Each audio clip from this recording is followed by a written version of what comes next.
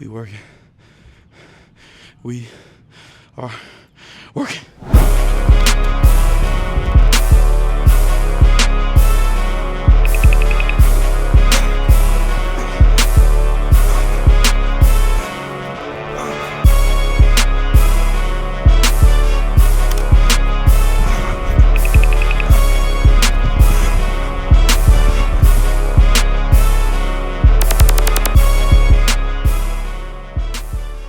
Hi, welcome. It's Takes by Issa, and we're here with a special guest, Zayden Gamble. Hey guys. You're a four-star safety from Notre Dame. I want to talk a little bit about how you started playing football. So tell me. I grew up in Miami Shores baby for life. So I kind of had it the easy way, quote unquote, because nice community, nice kid growing up. So I always was took as the soft one playing football. I went to a kind of a rougher neighborhood. I played for North Miami, and I actually had a terrible season. Then I went back to Shores, and I found myself playing football there, and then kind of gradually took steps forward. I started playing all-star games, moved to Fort Lauderdale, played for the Falcons, ultimately playing for St. Thomas. So I mean, it kind of was all a process, and everything happened for a reason. So that's probably my biggest take out of youth football. Have fun, and don't take anything for granted. What's some adversity that you faced at such a young age? You said that it wasn't perfect, right? Yeah, I just don't think I was built for that type of environment yet. Like, kind of just threw me in a fire and told me go survive, and I did not. I definitely didn't. It was definitely rough for me that year. Didn't have fun playing football. Didn't want to be there, but I still showed up every day, and because I knew my ultimate goal was to go to the NFL, and so once I had that vision of me going to the NFL, those hard days started becoming regular days to me, and yeah. What was the turning point for you when you arrived at St. Thomas Aquinas? How were you embraced by the team, the coaches, the school? I wouldn't say much of embraced. I feel like once you go there as a freshman for varsity workouts, it's kind of just you gotta keep up with the rest. You gotta keep up with the best, and if you hang with the best, then you can compete with the best, and that's how you kind of get embraced and took in with the guys. Like I remember Alan Bryant, Earl Culp, Romanis Frederic, and Ryan Mack were my senior leaders, and it was hard to keep up with them, but I made a way, and that's kind of what led me to be who I am today. And so when did college recruiting take off for you? Was it your freshman year, your sophomore year? When did college coaches know to, Yeah, I would say, I mean, the early offers came in freshman year, but I think the playoff run I had my sophomore year really put me on the map. Like after that year, I got my 4 stars, and my name was more popularized off of 7-on-7 and whatnot. So I think after that sophomore year campaign that I had, that's when the college offers and the college attention really came. What was your first offer? December 4th, 2023, USF Go Bulls. USF? Yes, sir. Okay, and did it come like in a chain? Was it like back to back? Yeah. Once I got USF, I think later that day I got Kentucky, and then I ended my freshman, or those still came during the season, and I think I ended my freshman year with 15 offers. Wow. Yeah. In terms of recruiting, we talked a little bit earlier. You said that it's not all good. What did you mean by that? My dad always uses this term, everything that glitters isn't gold. I mean, the college attention is nice. The college is telling you that you're somebody that they want. It's all nice to hear, but honestly, it's a very stressful situation. Like having to stay up and get on the phone with a college coach when you want to be on the phone with somebody else. If you want to be somewhere, but you have to be at a college camp or a college visit, like it takes away from what you want to do, but ultimately it's for a good purpose. So like once you know where you're going, the weight off your shoulders is so relieving. Like it's so relieving. And I just remember like having to come to a decision. It was so grueling, just because of how I know like what I wanted, but still it was like you hear these you get these calls just texting you and calling you every day.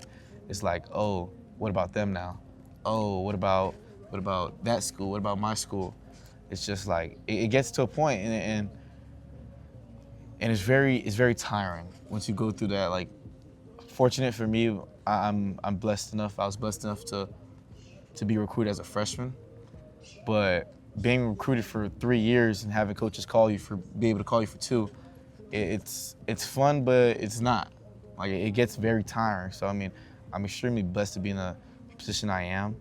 All glory to God, but it wasn't as fun as people think. Like, they see offers on somebody's page and it's like, oh, I want to be them. Truly, you don't know how it feels. Like, it's fun, but it's not.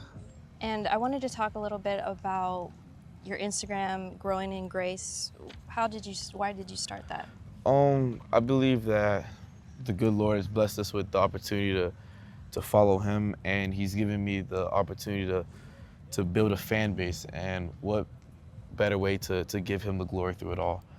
I mean, I've recently been getting closer to Christ. I've been reading my Bible more often, and I've been really finding my purpose through Him is to spread the gospel with what I have and what I've been blessed with, and that's the fame and the popularity that I've grown through OT7 and football itself. So I feel that I need to share what the good Lord has for everybody else and help people get closer to God, and just make heaven crowded. And okay, so you're entering the NIL world, right? It's been a couple years now already. Was that a big factor for you, or No? no? Like, I can say this online. Like, I didn't talk NIL with anybody else besides Notre Dame, because I knew I was going to Notre Dame. I mean, what Notre Dame has for you outside of football, the academics, the people, the connections, the programs, I mean, that's far more than, it's priceless, to be honest. So once I didn't really care about the number. I just knew I wanted to be at Notre Dame. And how was the official visit? It was amazing. I mean, it was emotional at some points, because it's like that's where I'm going to spend my next life. Like, my next brothers are going to be there. My next father figures are going to be there. The next people I'm going to spend life with is at Notre Dame, and it was just fun. It was fun hanging out with the coaches. It was fun hanging out with the recruits, the commits, and my future teammates. I mean, if I could relive that moment every day, I will. But I have to move on, and I just can't wait till I get up there. And I want to talk about that. Julius Jones and Andre Jones, you guys are best friends, right? Yeah. Going to the same program.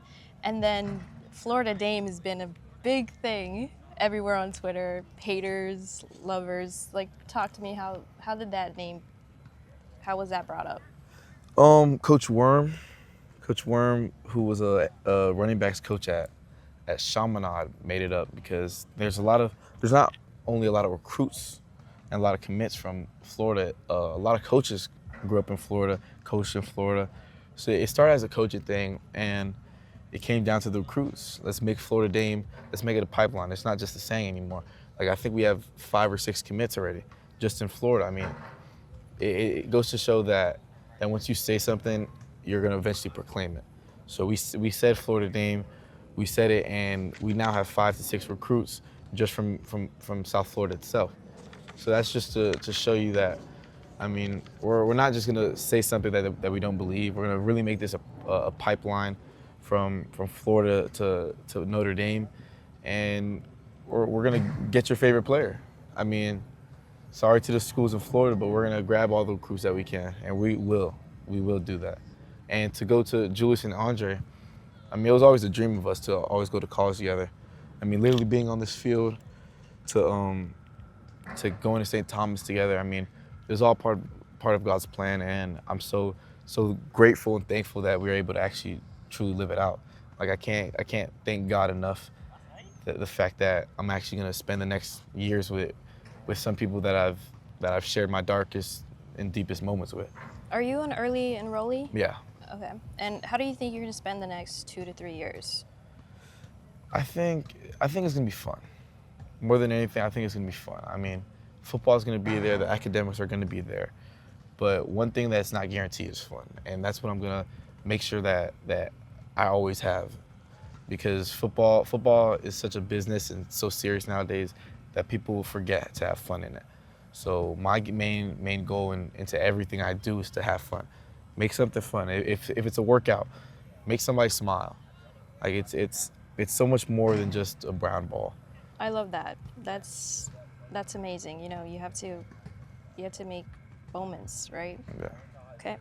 And one more question. What do you think people misunderstand about you? About me, I mean, I think they think I'm too nice on the field. Like I am a very nice guy, but when the pads come on, I don't like anybody on the other side. Like it's really me versus you, and I'm ready to do anything to win. I don't. Mode, yeah. Yeah, it's not the fact that I love winning. I just hate losing. I'm not gonna let anybody make me feel like a loser. So whatever I need to do, I will get done. So that's what a lot of people think. A lot of people think I'm just gonna laugh my way on the field, smile my way on the field. I'm gonna have fun, but I'm gonna make sure you're not gonna have that same type of fun. I want to make your life not fun. When I see you on the field across from me, I'm gonna make your job to make sure you don't like football after this game. And what are some big expectations? What can we expect from you your senior year? You guys could expect me to bring home a national championship. I don't do all the stats and the numbers. I'm gonna lead my team to a national championship. I've been a 3-time state championship winner. All glory to God, but I've never got that. I've never touched the national trophy, and that's what I want to That's what I want to get. I'm gonna achieve that this year, and I don't care if I have 1,000 interceptions or 0. I don't care if I have 3 million tackles or if I've won. As long as I get my team to a national championship, that's all I care about. Perfect. Thank you, Zayden. I can't wait to see what you do this upcoming season and to see you in Notre Dame. And you're the first guest on the show, so thank you. Yes. Let's do this. High five. Go Irish. Go Irish.